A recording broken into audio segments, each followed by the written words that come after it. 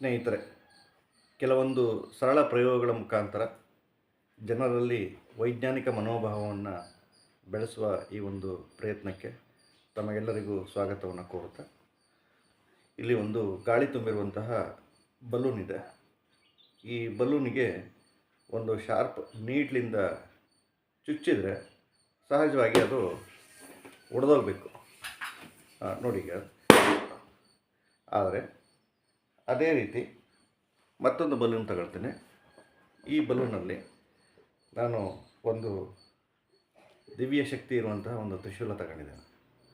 ಈ ತ್ರಿಶೂಲದಿಂದ ಚುಚ್ತೀನಿ, ನೋಡೋಣ ಏನಾಗುತ್ತೆ. ಈಗ ಈ ತ್ರಿಶೂಲದಿಂದ ಈ ಬಲೂನನ್ನು ಚುಚ್ತಾ ಇದ್ದೀನಿ. ಇದು ಆರಾಮಾಗಿ ಒಳಗಡೆ ಹೋಯ್ತು. ಗಮನಿಸಿ, ನಾನು ಈ ಪ್ರಯೋಗವನ್ನು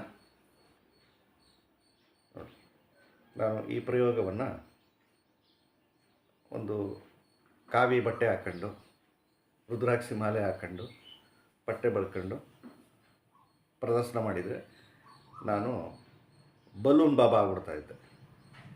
ಯಾಕೆ ಈ ಬಾಬನ ಹೆಸರು ಹೇಳ್ತಾ ಇದ್ದೀನಿ ಅಂತ ಹೇಳಿದ್ರೆ, ಕಳೆದ ವರ್ಷ ನಿಮಗೆಲ್ರಿಗೂ ಗೊತ್ತು, ಬೋಲೆ ಬಾಬಾ ಅಂತೇಳಿ.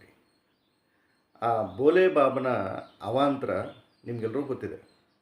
ಜನ ಎಷ್ಟು ಮೌಢ್ಯಕ್ಕೊಳಗಾದರು ಅಂತ ಹೇಳಿದ್ರೆ, ಆ ಬೋಲೆ ಬಾಬನ ಕಾಲಿಂದ ತುಳಿದಂಥ ಮಣ್ಣನ್ನು, ಆ ಧೂಳನ್ನು ತಗೊಂಡು ಹೋಗ್ಬಿಟ್ಟು ಮನೇಲಿ ಇಟ್ಕೊಂಡ್ರೆ ಅವರ ಮನೆಯ ಹಣಕಾಸಿನ ಸಮಸ್ಯೆ ಬಗೆಹರಿಯುತ್ತೆ.